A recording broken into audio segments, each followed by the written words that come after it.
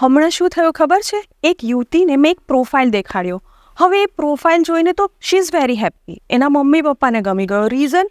છોકરો સરસ, family fine, education સરસ, ફાઇનાન્શિયલ લેવલ મેચ કરે, બધા ક્રાઇટેરિયા મેચ કરે. They are very happy. અને અધૂરામ પૂરું જન્માક્ષર પણ મળે. તો એમને તો થઈ ગયું કે ચાંદીબેન આમાં તો તમે અમારી મિટિંગ જ કરાવી દો. We are happy. મિટિંગ ગોઠવી, પહેલી મિટિંગ થઈ.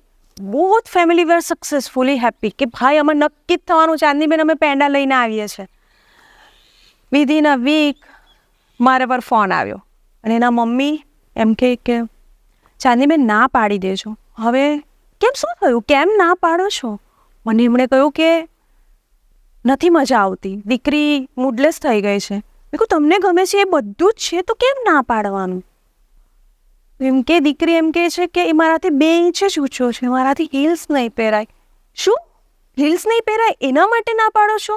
મેં આવો ક્વેશ્ચન કર્યો ત્યારે એમ કે દીકરી સમજતી નથી. મેં અઠવાડિયાથી સમજાવીને થાકી ગયા. તો તમે એમને ના પાડી દેજો. બોલો કેવી કેવી વાતમાં ના પાડે છે.